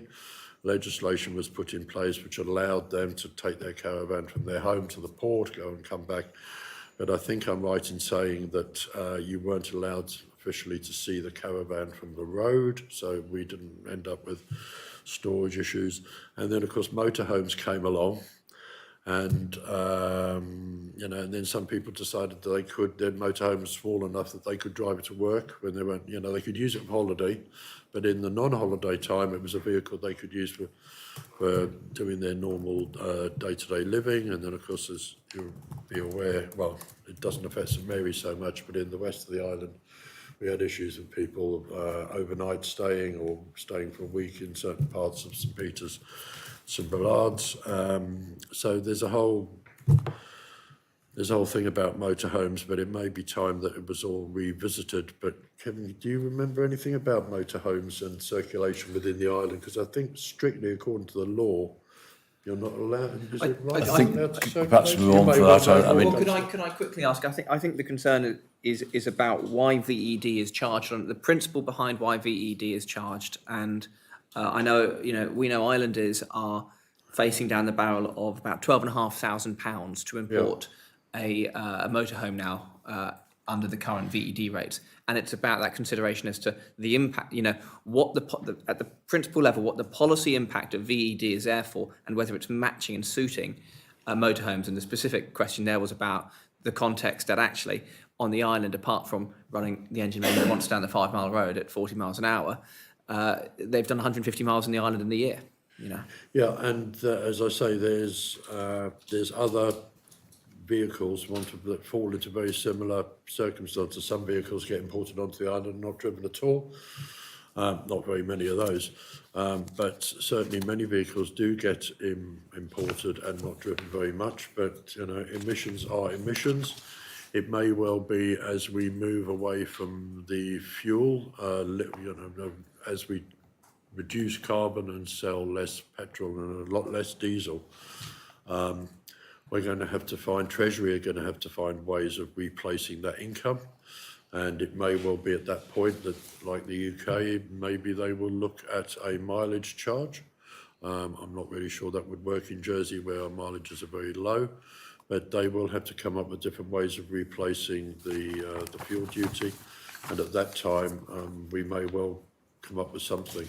But it's going to be really difficult to find a solution. One size fits all is not going to work very well.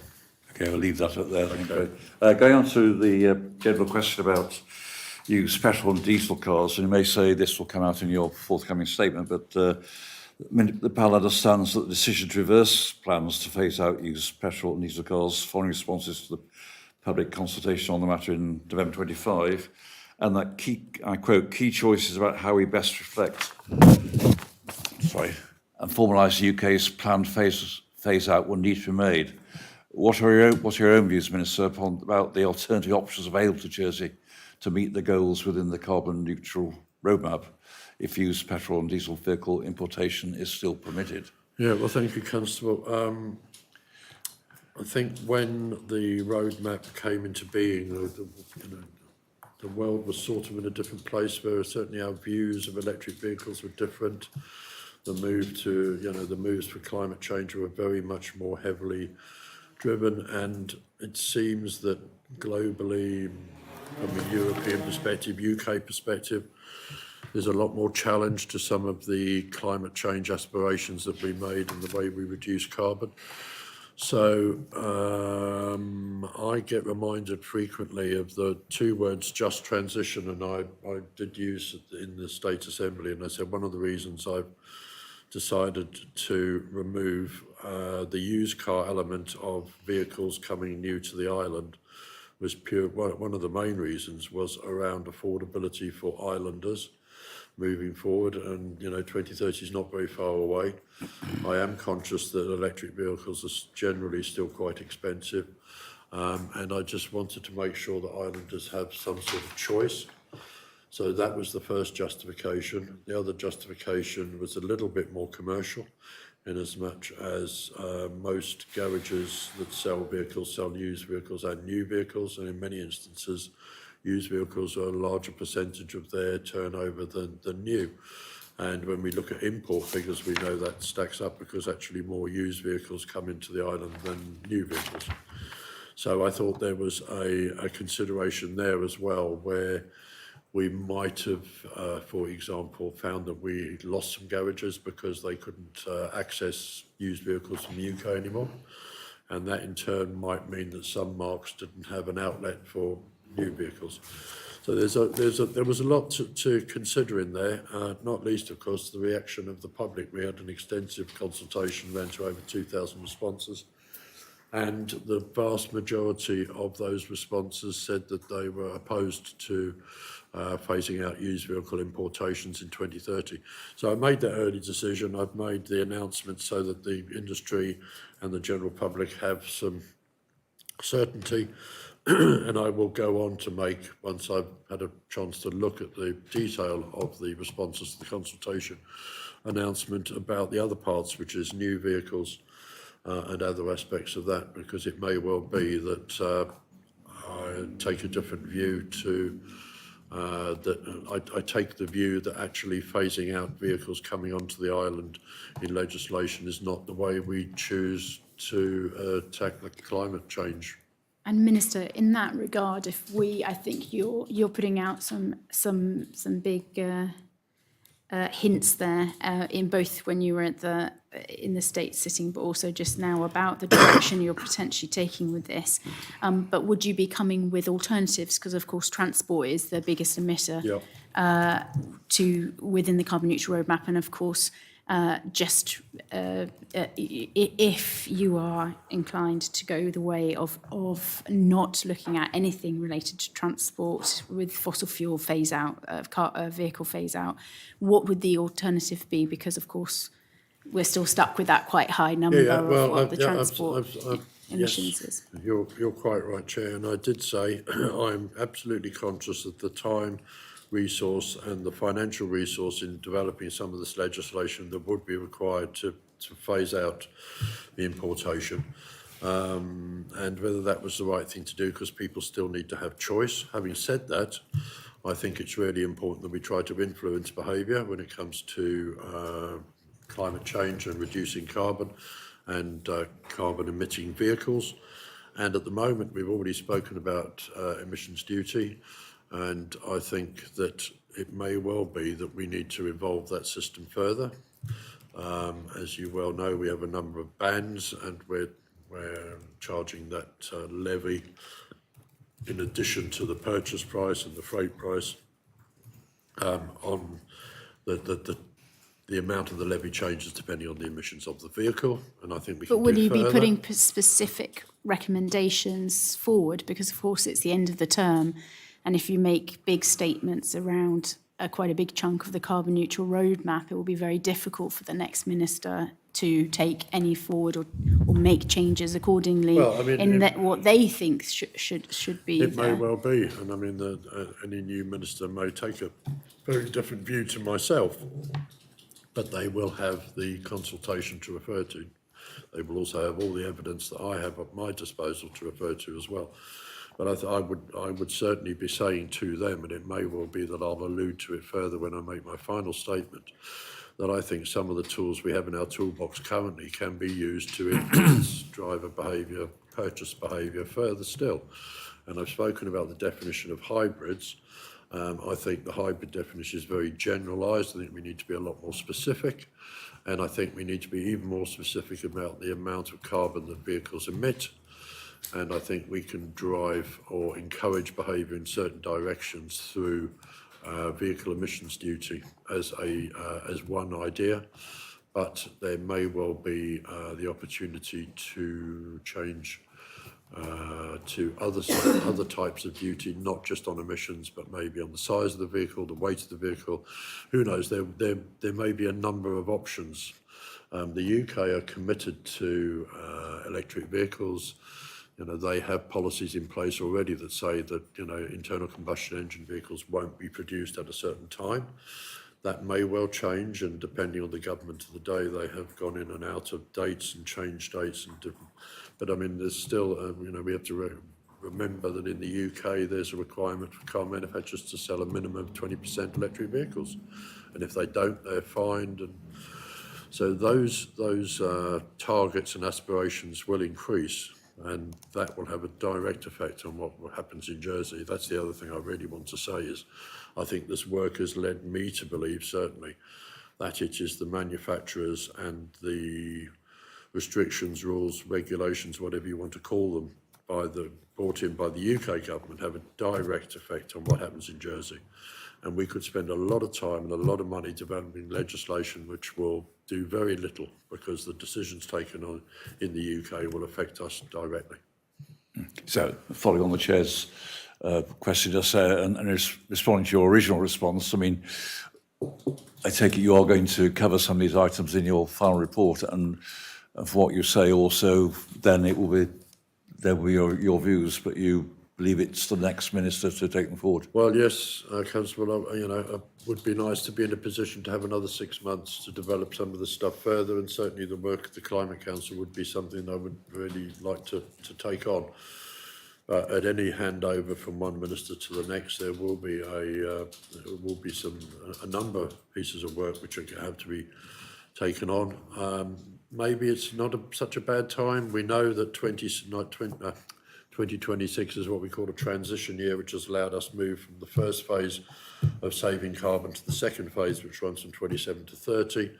And the new Minister of the Day is going to have a 6-month lead into the start of 2027 and come up with some ideas for how the carbon saving can work in that phase 2. Which I understand, Minister, but wouldn't it be very difficult for a future minister to be able to give their support around trying to reduce that big chunk of transport emissions if you row back quite a big chunk of the carbon neutral roadmap from both you've done used already, you're saying no, it's not, but we're getting big hints that you potentially will do this for new as well, which means that that's a big chunk of the carbon neutral roadmap will basically fall away. It's something the State Assembly had agreed to before 2022. With that in there, do you not believe that it gives the new minister quite a difficult place to start from if that rollback has already happened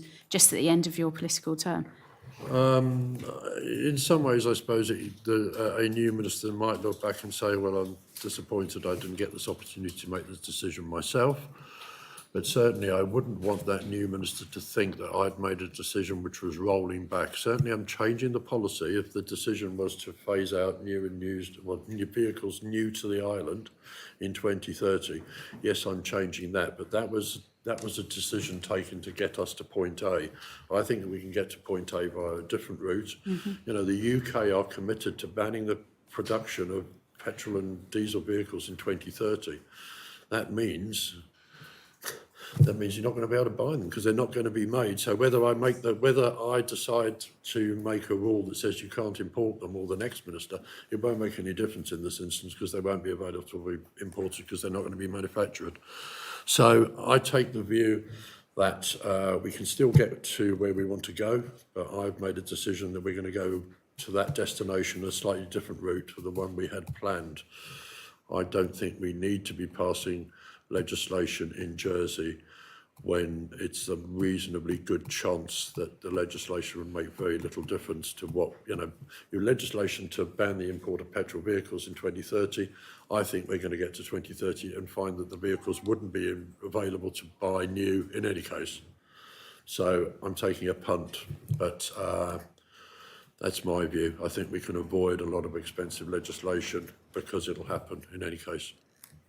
Yeah, I'm conscious of time. In fact, Minister, so can I perhaps whistle through some questions relating to the impact of the this panel's budget amendment to the government budget. You're aware that the State Assembly voted to approve Part 2 of the panel's budget 2026-2029 amendment in relation to your department funding. Are you able to update the panel about how the restoration of this funding has impacted various things, but particularly in the first instance, the island's Asian Hornet control programme? Okay. Well, let me start off by saying how grateful we all were for the intervention and the amendment, because while six-figure sums are not big in the big scheme of things of government, we're spending £1 billion a year in the environment and budget. It's a regulatory budget. It's a big number, and we were very grateful for that addition. I'll talk about Asian Hornets, and certainly I took on board the fact that despite the fact that we had the additional budget across the board, it was very much led, if I might use those words, by the Asian Hornet the group and people representing Asian Hornets and the work that we needed to do. And it really came home to me that irrespective of anything else, this money, some of it must be used for Asian Hornet work. And I've had meetings with the officers specifically to discuss that. And I can say certainly in the first instance, we've had the first meeting of the community side of Asian Hornet hunting. And one of the initial decisions has been taken straight away is that we're going to increase significantly the amount of queen traps that we put out. And the hope will be that we'll trap more queens, and less queens mean less nests, and less nests mean less nests to have to be destroyed. But there's a lot of work to do, and I thought the first thing to do was to increase the number of queen traps, and we've done that, Willie. Moving on to the amendment generally, and the very gratefully received amount of money. The disappointing thing is, and I'm going to ask probably Willie to expand on this, is that the savings that we had to make almost balanced out the additional money that you very kindly managed to put in our direction. But maybe, Willie, you want to address some of those numbers? Yes, if I can operationally say we were extremely grateful. Thank you for your amendment, which put us, as you say, Minister, on a net zero in respect of savings that we're anticipating making in 2026. But sadly, our budget has been afflicted, as have many others, or as everybody else's, across government by commitments to savings that were made in 2024 in respect of 25 and 26. That left us some £600,000 down at the beginning of this year, and that means that we are still intent on making that 600 grand, or trying to find how we can operate successfully with that level of savings down. We have obviously got the situation where we've got a moratorium on recruitment, which ironically helps us make some savings, but obviously doesn't deliver on some of the key person-dependent posts that we require in order to ensure that we've got compliance with some of the issues that I informed the scrutiny panel of back end of last year, and really why I'm sure sat behind your rationale for attempting to modify that funding package. that we are operating on a monthly basis with our senior leadership team and our finance team. We're checking what our prioritisation of spend is in the same way as I know that every other department does too, to see how we can whittle down our spend whilst also offering optimal service.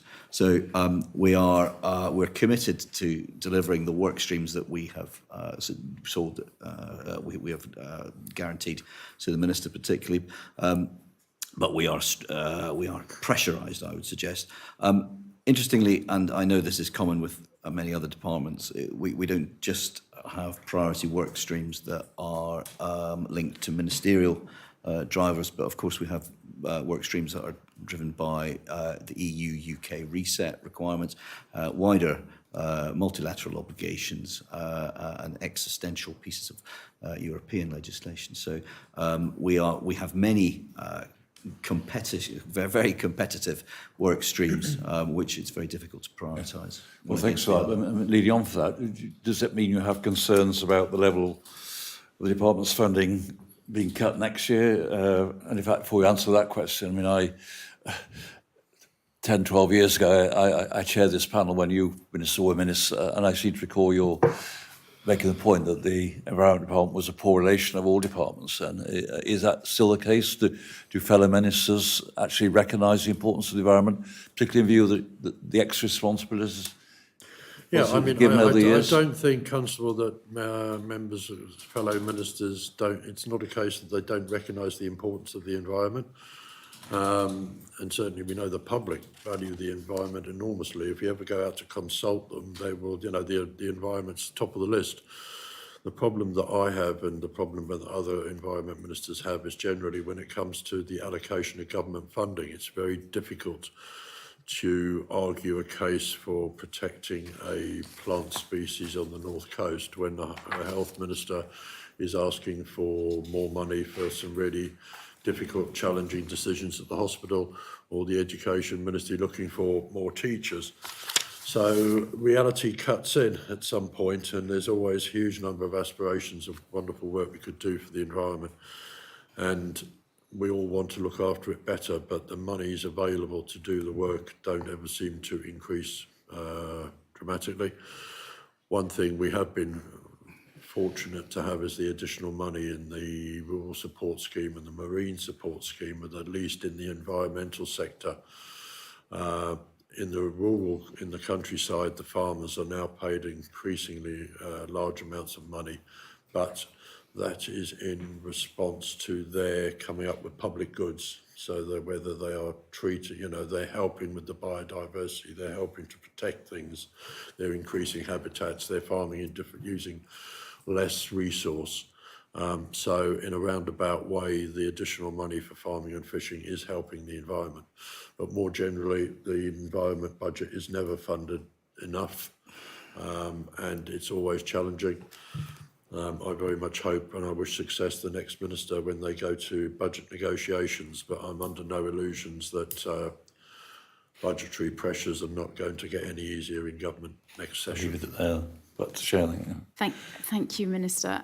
Just turning a little bit to residential, the rented dwelling licence scheme. Can you give an update on the progress made in relation to the implementation of the scheme? I can. I think the big number, the important number is that we're up to 18,000 and something residential units on the island. When we initiated the scheme, we thought there might be about 15,000, but we've ended up at 18. We have a number of applications every month, most of which are inspected. And Kelly's got some numbers on the number of inspections of properties that have happened and the way we're moving forward. I know, for example, that the most frequent challenge we come up against is electrical. And that's to do with electrical performance certificates and getting the electrician to check your property. We weren't lenient to start off with, but we were very understanding about the challenges we might have created. When we started the scheme, there might have been a huge rush for people to get their electrical certification up to speed, make sure it was right. But we've always said that provided you can show that your electrician's booked in to come and do the inspection, that we'll be satisfied to take that forward. Kelly, tell us what's the say number? another- 18,759.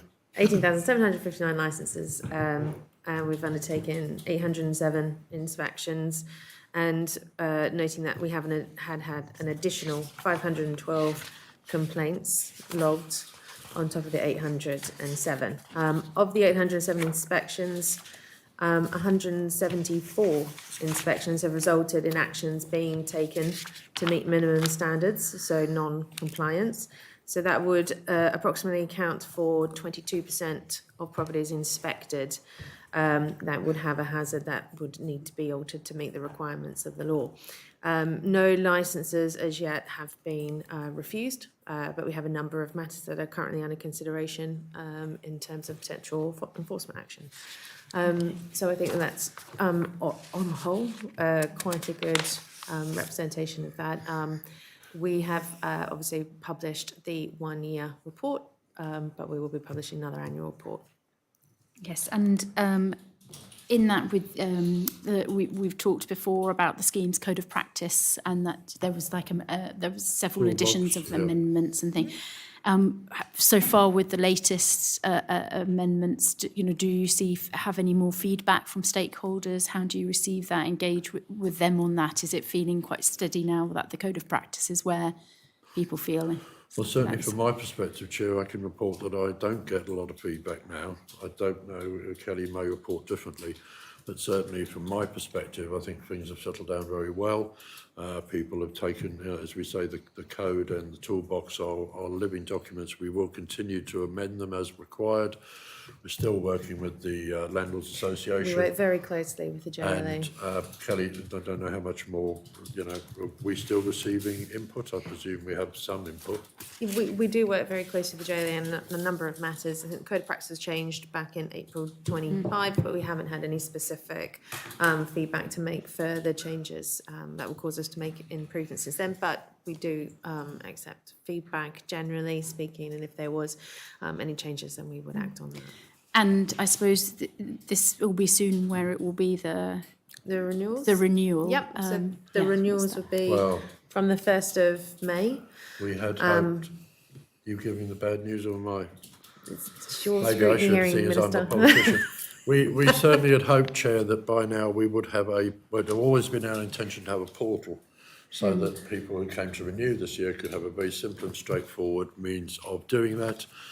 Unfortunately, our own rented dwelling portal has fallen under a wider government banner of a general portal system. I don't know the technical details, but that general portal system has been delayed and is not going to be ready in time for us to piggyback onto it for the rented dwellings. However, we have been working hard on this. We will have a form available, which we will email to everybody. And if there's no detailed changes, they just let us know and it will go through. If there are changes, they will need to contact us. So I apologise for that, but we are working really hard to try to make this renewal this year as simple and straightforward as it possibly can be. Kelly will have some more details, but I'm the one to blame.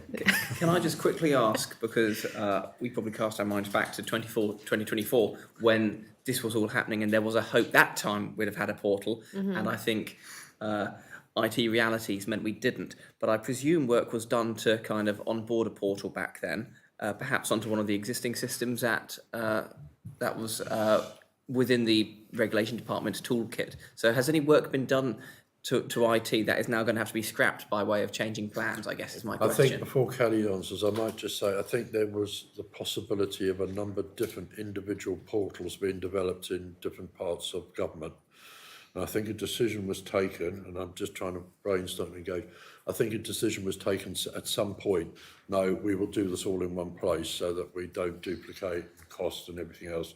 And I suspect that's where we may have sort of fallen foul of the system. It is Well, so to the speak. intention of digital services in the government to provide a one single customer portal for all citizens. And I think that has been worked on quite, but it is incredibly complex because the focus on cyber security priorities have had to shift, but I know it's still in train, and we would hope to join on a number of our licensing renewals and put onto that customer portal. Yes, we thought that when we looked at the READER project, whether a few sums could have a single regulation portal, but again, that didn't make sense to start to develop a portal separately to the main government single citizen portal. So we will join the single citizen portal when that comes live, but that is... There It went will- live on Friday. There will, It went live on Friday. there will be some comms going out to all the... In a phase. In the next phase, I'm sure we'll be able to join on that.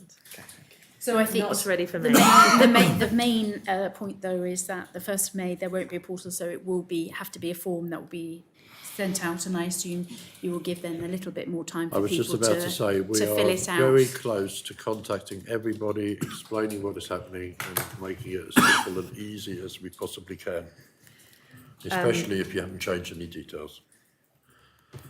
Yes, so it wouldn't be a form to fill out. We're hoping to have a pre-completed form of the current details from the system, in which you would only just certify that that is still correct. Okay. But we will have communications in the next 2 weeks or so. And Minister, of course, we've had a recent case involving the death of a work permit holder in farm worker accommodation, and it was highlighted that the smoke detector was found not to be operational, which is considered, of course, to be the minimum standard for landlords to ensure the alarm system is operational.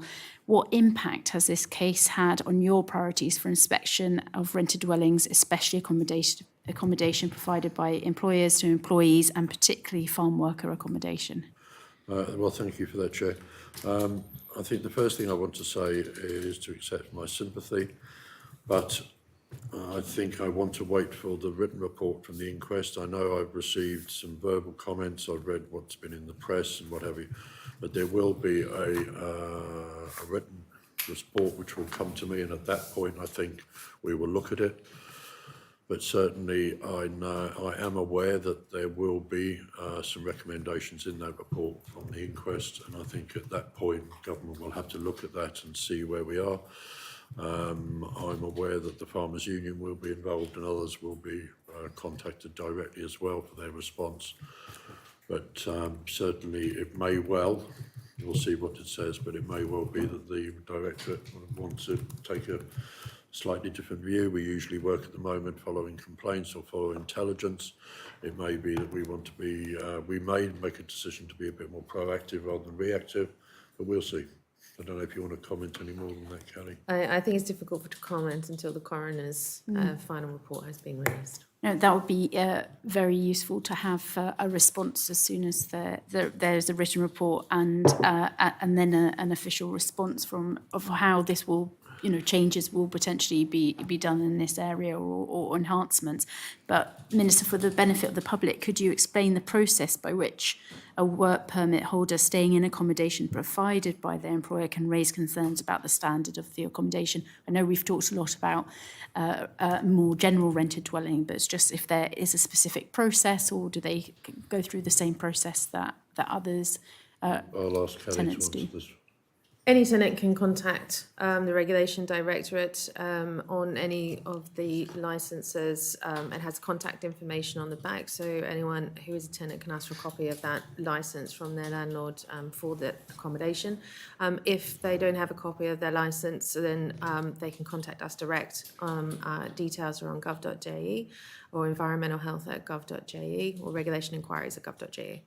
And we'll be able to provide that advice. As we had discussed, we have had over 500 contacts or complaints in the past year, so there are quite a number of people who'll be able to. And this would get in contact include with us. farm work accommodation, any kind of accommodation, it would be at the all. same. Any rental accommodation. And our so- team will be able to help. And so there is the number and the information provided to the work permit holders, so they know The exactly. condition of all rent dwelling licences, the licence should be provided to the tenants, and on that is contact information. It is a legal requirement for landlords to provide this information to their tenants. And if tenants don't have that, a copy of the licence or the contact, they can obtain our details from gov.je and contact us, and we'll have discussions about that with them. No, thank you. And Minister, just looking at the time, we had another section on enforcement, but I think we probably could either send that to you or know that we can pass it on to our next Be the next minister. would like next to take minister. that one. But really, because this is our last quarterly hearing, knowing that we have a specific PFAS hearing, but that will obviously focus very specifically on PFAS. But this is our general last final quarterly hearing with you. Looking back at your specific term of office this time, what has been the most challenging area for you? I don't know. I haven't thought about this. But I mean, I think there were two things I wanted to talk about. The first one is the community involvement, which I received from the work at the Howard Davis Farm, which is not challenging in the slightest. It amazes me how many members of the public want to come out and help us with environmental projects. So I'm extremely grateful to them. But the one thing which has been a challenge, and it was the challenge I was given when the Chief Minister asked me to do this job, was the planning reform challenge. And I'm surrounded by officers and all the way through the department who have responded fantastically well to those challenges.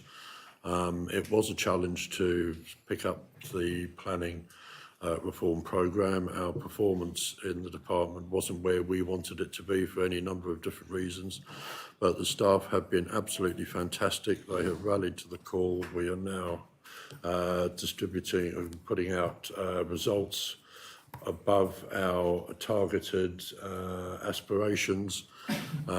We have still got a large number of applications coming into the department, but the pre-app advice that we now give actually means something. People are appreciating that. The advice is top quality. That's been borne out now in the number of applications which get approved and approved quickly.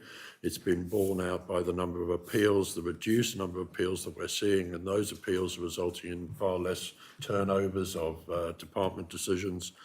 So I'd like to just take the opportunity to thank every member of the team in the Directorate, particularly in planning, who've done a fantastic job in coming up with now what is a highly regarded planning system, and a system appreciated by islanders, and I know the industry because I get the feedback from some of our strongest critics quietly in corners say to me, actually, it's really good, the department is doing good stuff. So that was the challenge, the big challenge, and I can't believe that we've done it in some cases, but it's thanks to Kelly and everybody from Kelly downwards, and I mean absolutely everybody, because it starts with the first contact that comes in the door, the people that validate the applications and the advice that's given before those applications come in, to everybody through the entire team. So I'm grateful for the opportunity to thank them on my behalf for doing my job for me. Thank you, Minister. And I suppose the one last question, and I know we've actually touched on a lot of areas that obviously will be ongoing into the next political term, but could you give maybe one advice that you would give to the incoming Minister for the Environment on maybe some of those areas? Or? I don't know, but one of the things I've learnt over the years is always make sure you hear both sides of any argument before you decide which way you're jumping. And if you want to be the Minister of the Environment, don't expect to please anybody any other time, because it's a job which you have to have very thick skin for, but it's a hugely fulfilling job. But very often you have to take decisions which people don't particularly agree with. I'll put it that way. Well, thank you very much, Minister, officers. Thank you very much for your time today, and also all the other times that we've had our quarterly hearings. And so, Like I say, it's been a great pleasure, Chair. I think we've worked together well.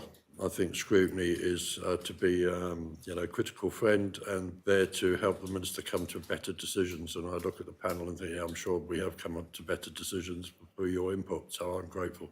thank you, Minister. And we know that we've got a few more decisions to make before the end of the term. So.